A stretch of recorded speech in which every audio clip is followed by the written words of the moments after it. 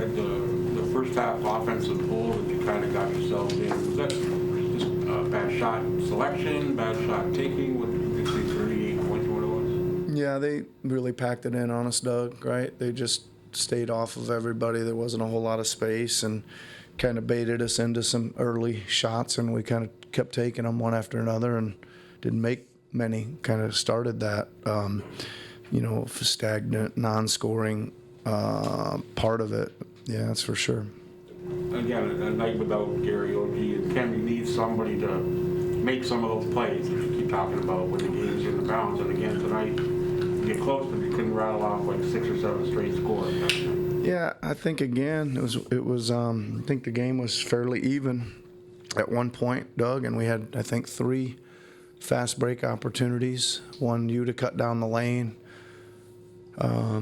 Scotty got out one-on-one, got a shot blocked, and then Pascal got out on one-on-one as well and got a shot blocked. So it was 3 chances I thought with the game there, and they went down. And it's weird how that happens when you miss a layup at one end. It oftentimes results in one at the other end, and all of a sudden you look up and it felt like we were getting stops and getting out, and the scoreboard was going the wrong direction.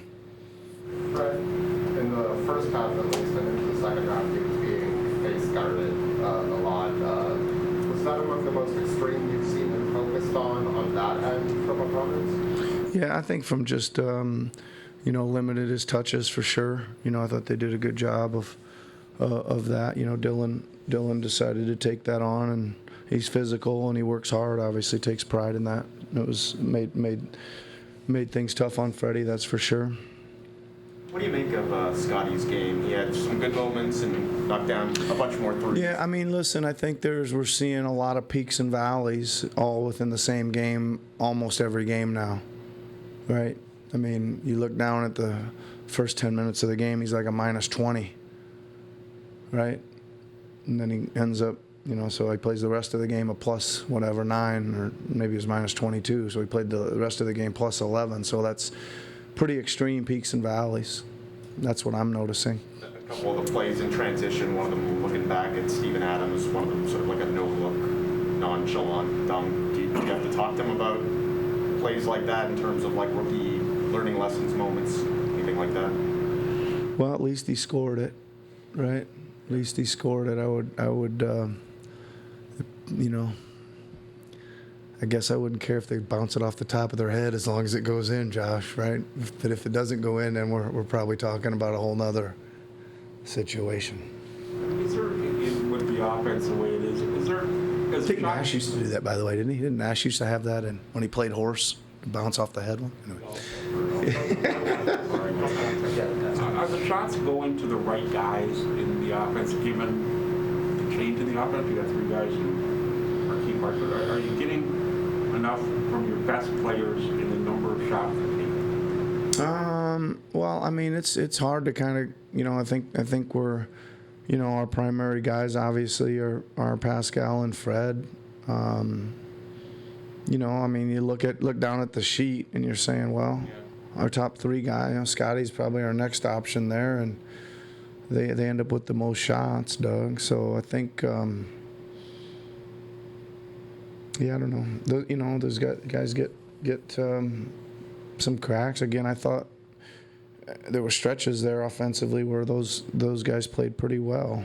Just the first half, the first quarter in particular, was really sticky, and from the last few minutes of the first half and the second half, it wasn't too bad as far as who was taking the shots. Yeah.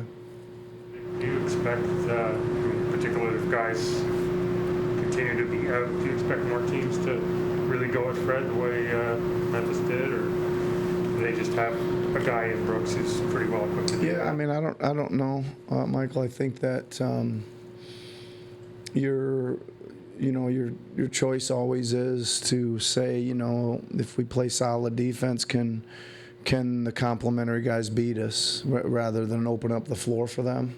Again, we had a high number of threes and some high volume.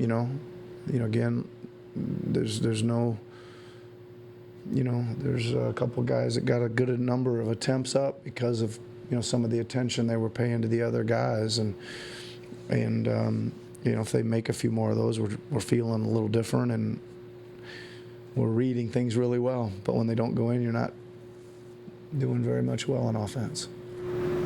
Teams didn't used to guard guards like that. In watching Memphis guard Fred like that, do you see shades of how you guarded Steph in the finals there?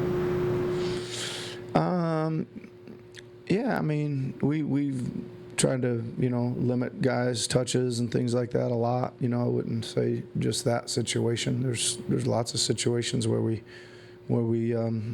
try to limit touches and make things difficult on certain players. Yeah. Were you happier with what you saw from Chris today? Yeah, Chris did okay today. Yeah, he did. A couple nice drives to the rim.